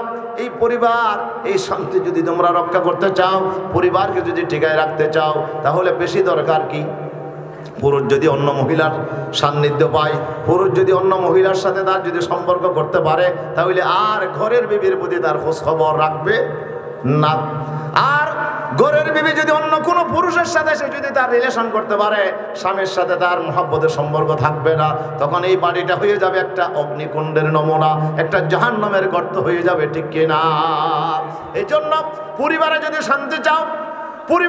শান্তি চাও, জীবনে যদি শান্তি পেতে চাও, আল্লাহ তাআলা একটা বিধান ফরজ করে দিয়েছেন। সেটা হলো মা বোনদের জন্য আল্লাহ তাআলা একটা বিধান দিয়েছেন, পুরুষের জন্য একটা বিধান দিয়েছেন। সেটা হলো আল্লাহর নামাজ যেমন ফরজ, রোজা যেমন ফরজ, যাকাত যেমন ফরজ, আমাদের উপরে পর্দা মেনে চলাও ফরজ। পর্দা মেনে চলা কি ফরজ? এই পর্দা পুরুষকেও মানতে হবে, স্ত্রীকেও মানতে হবে, মহিলাকেও মানতে হবে। দুজনের জন্য পর্দা ফরজ করে দিয়েছেন কে? আরো জোরে বলে না কে? কুল্লিল মুমিনিনা ইয়াগুদ্দু মিন আবসারিহিম। আল্লাহ বলে, এ নবী বলে দেন, আপনি বলে দেন, পুরুষদেরকে বলে দেন, তারা যেন চুপকে নিচু রাখে এবং লজ্জাস্থানকে হেফাজত করে। তারা যেন অন্য আপনার মহিলার সান্নিধ্যে তারা না যায়, তারা যেন নিজের চুপকে হেফাজত করে এবং তার চরিত্রকে তারা সংরক্ষণ করে। আর ওয়াকুল্লিল মুমিনাত, মহিলাদেরকে বলে দাও, আইয়াগুদুনা মিন আবসারিহিন্না, তারা যেন তাদের চোখকে নিচু রাখে, অপর পুরুষের প্রতি যেন তারা আকৃষ্ট না হয়। ওয়া ইয়াহফাজনা ফুরুজাহুন্না, তারা যেন তাদের চরিত্রকে, তাদের লজ্জাস্থানকে তারা যেন হেফাজত করে। জোরে বলি আল্লাহু আকবার। তাহলে পর্দা পুরুষের জন্য ফরজ, মহিলার জন্য ফরজ। পর্দা পুরুষকেও করতে হবে, মহিলাকেও করতে হবে। যদি পুরুষ পর্দা পালন করে অন্য কোনো নারীর সাথে যদি সে অবৈধ সম্পর্কে না জড়ায়, তাহলে তার সমস্ত ভালোবাসা তার স্ত্রীর জন্য রিজার্ভ থাকবে, ঠিক কিনা বলেন? স্ত্রীর জন্য রিজার্ভ থাকবে। আর স্ত্রী যদি অপর কোনো পুরুষের সাথে তার যদি কোনো রিলেশন না হয়, তার সমস্ত ভালোবাসা তার স্বামীর জন্য রিজার্ভ থাকবে। তাহলে পুরুষ আর স্ত্রী যদি একজন আরেকজনকে ভালোবাসে, এই পরিবারের শান্তি আসবে নাকি আসবে না? কথা বলেন। যদি আমরা সেখানে আমাদের পরিবারে যদি পুরুষ যদি বাইরে কোনো স্ত্রী মেয়ের সাথে, আরো সুন্দরী একটা মেয়ের সাথে যদি তার রিলেশন হয়ে যায়, সে যদি পর্দা লঙ্ঘন করে, আল্লাহ তাআলা বলছেন, তাহলে এই পুরুষের ভালোবাসা স্ত্রী আর পাবে না। স্ত্রীর সাথে যদি অন্য পুরুষের সম্পর্ক হয়ে যায়, তাহলে আর স্বামীকে সে আগের মতো আর ভালোবাসবে না। তাহলে বাড়ির মধ্যে কি জ্বলবে? নমাতে আগুন জ্বলবে। কি জ্বলবে? আগুন জ্বলবে, মারামারি হবে, হানাহানি হবে। এখন বাড়িতে যদি আমরা শান্তি চাই, তাহলে পুরুষকেও বর্তমানে চলতে হবে, স্ত্রীকেও বর্তমানে চলতে হবে, ঠিক কিনা? দুজনেই যদি বর্তমানে চলে, তাহলে জীবনে কি আসবে? শান্তি আসবে। কথা বোঝা যায়? তাহলে পর্দা মানা কি ফরজ। তবে পুরুষ আর নারীর ভিতরে একটু তফাৎ আছে, পর্দার বিধানের মধ্যে একটু তফাৎ আছে। পর্দা উভয়ের জন্য ফরজ, তবে পুরুষের পর্দা একরকম, নারীর পর্দা আরেকটু বেশি। নারীর পর্দা আরেকটু বেশি। যেটা বেশি দামি জিনিস না, দামি না বেদামি? স্বর্ণের প্যাকেটটা কি বারান্দার মধ্যে ফেলে রাখেন? কোথায়? কোনো মতে? হ্যাঁ, লোহা দামি না বেদামি? লোহা দামি, তবে সেটা আপনি বাইরে ফেলে রাখতে পারেন। বালি আনছেন, এটাও দামি। ইট আনছেন, এটাও দামি। এটা আপনি বাইরে ফেলে রাখতে পারেন। কিন্তু আপনার স্বর্ণের ভ্যাগারটা কিন্তু উড়ানের মধ্যে রাখেন না। কোথায় রাখেন? ঘরের ভিতরে। শুধু ঘরের ভিতরে না আলমিরার ভিতরে? শুধু আলমিরার ভিতরে নাকি আরো ড্রয়িং এর ভিতরে? যেটা বেশি দামি সেটাকে বেশি হেফাজত করতে হবে, আর যেটা কম দামি সেটাকে কম হেফাজত করলেও চলবে, ঠিক কিনা? তো আমরা পুরুষ আর নারীর ভিতরে সবচেয়ে দামি কে? আল্লাহ বলছেন সবচেয়ে দামি হলো নেককার স্ত্রী। সুবহানাল্লাহ। একটা স্ত্রী হচ্ছে, আমার মা বোনেরা হচ্ছে মানব জাতির ভিতরে সবচেয়ে সেরা দামি। এই জন্য দামি জিনিসকে বেশি পর্দায় আপনার হেফাজতে রাখতে হবে। এই জন্য আল্লাহ বলছেন, হে আমার মা বোনেরা, তোমরা শুধু বাড়িতে থাকবে, তোমরা শুধু চোখকে নিচু করবে, তোমার শুধু পুরুষ থেকে দূরে থাকবে, শুধু এখানেই যথেষ্ট নয়, তোমার জন্য আরেকটা বাড়তি পর্দা আমি ফরজ করে দিলাম। সেটি হচ্ছে তোমার মাথা থেকে পা পর্যন্ত পুরো শরীরটা, তুমি যদি ঘরের বাইরে যাও তাহলে যাওয়ার সময় তোমার শরীরটাকে ঢেকে রাখতে হবে। কথা ঠিক কিনা? এইটাকে বলা হয় হিজাব, এটাকে বলা হয় পর্দা। এই পর্দাটা আল্লাহ তাআলা নফল করেছেন না ফরজ? কথা বলেন। এটা তো আমি লম্বা আলোচনায় যেতে পারলাম না, যেহেতু আমার মেহমান চলে আসছেন। আমি এখনই কথা শেষ করছি। তাহলে আমার মা বোনদের জন্য একটা অতিরিক্ত পর্দা আল্লাহ তাআলা ফরজ করে দিয়েছেন। আল্লাহ বলছেন, ইয়া আইয়ুহান নাবিয়্যু কুল লিআজওয়াজিকা ওয়া বানাতিকা ওয়া নিসাইল মুমিনিন ইউদনিনা আলাইহিন্না মিন জালাবিবিহিন্না যালিকা আদনা ইউরাফনা ফালা ইউযাইন। আল্লাহু আকবার। এক হুজুর বলল, আমাকে জিজ্ঞেস করলো একটা মহিলা, হুজুর আমার পর্দা করা লাগবে নি? হুজুর বলে, হ্যাঁ, পর্দা করা যাদের জন্য আল্লাহ বলেছেন তাদের ভিতরে যদি আপনি থাকেন তাহলে পর্দা করা লাগবে। পর্দা করা লাগবে। যদি আপনি তাদের ভিতর থাকে পর্দা করা লাগবে, আর যদি তাদের ভিতর না হন পর্দা দরকার নেই। হুজুর তা তো ভালো কথা, তাহলে বলেন তো খার কাজ পর্দা? আল্লাহ বলছে, কুল ইয়া আইয়ুহান নাবিয়্যু কুল, হে নবী আপনি বলে দেন, লিআজওয়াজিকা আপনার বিবিদেরকে বলেন, ওয়া বানাতিকা আপনার মেয়েদেরকে বলেন। ক নম্বর? রসুলের বিবি, রসুলের মেয়ে। কথা কয়টা পাইলাম? তো আমরা তো রসুলের বিবিও নয়, মতে রসুলের মেয়েও নয়। আল্লাহ বলছে 3 নম্বর, ওয়া নিসাইল মুমিনিন ইমানদার মহিলা যারা আছে তাদেরকে বলে দাও। তাহলে কয়শ্রেণী? রসুলের বিবি, রসুলের মেয়ে, এরপরে ইমানদার যত মহিলা আছে। আল্লাহ বলছে এই 3 শ্রেণীকে বলে দাও যে ওরা যখন ঘরের থেকে বাইরে যাবে, ইউদনিনা আলাইহিন্না মিন জালাবিবিহিন্না, তারা যেন একটা জিলবাব, একটা বড় চাদর পরে তারা যেন ঘরের বাইরে যায়, যেই চাদর তাদের মাথা থেকে পা পর্যন্ত পুরো শরীর ঢেকে নেবে। হযরত আব্দুল্লাহ বিন আব্বাস বলছে, মাথা থেকে পা পর্যন্ত ঢাকবে, একটা চোখ খোলা থাকবে। কয়টা চোখ? মামাতো এক চোখে দেখা যাবে। আমাদের কি সৈয়দ আলম আরকানি সাহেব প্রায় বলে, ওয়া জিপ গাড়িতে লাইট জ্বলে তো হওয়া ধোয়া জ্বালায় নাই, খুব জ্বালায়, ধোয়া জ্বালায় বলো, ড্রাইভারে জ্বালাইতে হওয়া। হ্যাঁ, লাইট জ্বালাতে একটা, যে কোনো এক সাইডে একটা লাইট জ্বালাই, আর একটা অফ রাখে। তো 2টা জ্বালাই না কেন? এটা ড্রাইভারদের নিয়ে একটা দিয়েই ওরা ফর দেখে, ঠিক কিনা বলেন না? আব্দুল্লাহ বিন আব্বাস বলছে, চোখ দুটোটা মধ্যে একটা খোলা রাখবে আর একটা ডেকে ফেলবে, তাহলে পুরো চেহারা ডেকে ফেলবে, মাথা থেকে পা পর্যন্ত পুরো শরীর ডেকে রাখবে। এটা হলো নারীদের জন্য ফরজ। আপনি যদি ইমানদার মহিলা হন, আপনার ভিতর যদি ইমান থাকে, আল্লাহর কসম আপনার উপর নামাজ যেমন ফরজ, পর্দাও আপনার উপর ফরজ, ঠিক কিনা? এখন আধুনিক ফ্যামিলির মেয়ে কি করে না? তো টাকা পয়সা একটু বেশি হলে কি করে না? চেয়ারম্যান সাহেবের স্ত্রী পর্দা করে, মেম্বার সাহেবের স্ত্রী পর্দা করে, জমিদার সাহেবের স্ত্রী পর্দা করে। করে না কেন? আমার টাকা পয়সা বেশি, আমি তো ক্ষমতায় আছি, এখন আমার বিবি কেমনে পর্দা করবে? তাহলে আপনার বিবি ইমানদারের তালিকায় নাই। ইমানদারের তালিকায় থাকলে পর্দা করতে হবে। এই জন্য ইমানদার যদি আমরা হয়ে থাকি, অবশ্যই আমাদেরকে পর্দা পালন করতে হবে। আর এই পর্দা যদি আজকে আমাদের সমাজে থাকতো, আল্লাহর কসম আমার সমাজে বিয়ে একটাও ভাঙতো না, আমার সমাজে বিয়ে বিচ্ছেদ হতো না। এত বেশি যে বিয়ে বিচ্ছেদ হচ্ছে, আজকে সমাজে অশান্তির আগুন জ্বলতেছে, শুধু কারণ হচ্ছে, তার সিংহভাগ কারণ দেখবেন, আমার মনে হয় 90% কারণ হচ্ছে শুধু পর্দার কারণ। কথা ঠিক কিনা বলেন? এই জন্য আমি আর কথা না বাড়ালাম, যে আপনার কাছে আপনাদের একটা মেসেজ শুধু পৌঁছাই দিলাম, পর্দা করা নফল না ফরজ? বলেন, পর্দা করা নফল না ফরজ? আমাদের সার্জিস আলম সাহেব বিয়ে করছে, হাফেজা কোরআন, কোরআনের হাফেজা। এখন তার বউ যে পর্দা করছে কেউ দেখে না, এটা নিয়ে আপনার নাস্তিকদের ঘুম হারাম হয়ে গেছে। কি বলেন? ও কেন বিয়া বলে এত আধুনিক ফুয়া বিয়া করে দিতে পারো, বউ দেখিলাম আফসোস করবার। আমরা যত বেশি আমাদের স্ত্রীকে বাইরে দেখাইতে পারি তত বেশি আপনি কি করেন, খুব নিজেকে গর্বিত মনে করেন। আচ্ছা বলেন তো, আপনি যে দেখালেন সিনেমাতে বিভিন্ন নারীদেরকে দেখানো হয়, সিনেমার টিকিট লাগে কিনা? নমাতো ওখানে কি আসল মেয়ে দেখছেন না ফটো দেখছেন? তো নমাতো আসল মেয়ে না ফটো? সিনেমাতে দেখছেন যে ফটো দেখার জন্য আপনাকে টিকিট কেটে ঢুকতে হয়েছে। তো আপনার বিবিকে যে আসল বিবি গাড়িতে করে পুরো রাস্তা দেখাইলেন, মার্কেটে দেখাইলেন, ঘুরাইলেন, আপনি সবাইকে বলেন যে আমার বউকে তো দেখাইলাম, আমার এখানে একটু ফিস দাও, দেবেন ফিস? তো তোমার মতো বেকুব তো আর কেউ আছে যেখানে ফটো দেখাইয়া হাজার হাজার টাকার টিকিট নিচ্ছে, আর তুমি তোমার এত সুন্দরী বিবিটাকে মার্কেট থেকে করে আল্লাহ হাজার হাজার পুরুষকে দেখাইলা, তুমি তো একটা ফিসও নিতে পারলে না। তুসাইতে বেকুব তো জমিনে নাই, ঠিক কিনা বলেন না? প্রিয় হাজরিন, আসুন, আপনার স্ত্রী, আপনার মেয়ে, এটি হচ্ছে দুনিয়ার সারা সম্পদ। এই সম্পদকে আমরা যদি দামি বানাতে চাই তাহলে পর্দায় রাখতে হবে। কি রাখতে হবে? পর্দায় রাখতে হবে। আসুন, আজকে আমাদের মা বোনদেরকে বেপর্দার দিকে ঠেলে দেওয়ার জন্য ওরা নাস্তিকার আজকে এক পায়ে খাড়া হয়ে গেছে। কেন? যেহেতু পর্দায় থাকলে ওদের খাহেশ পূরণ করা যায় না।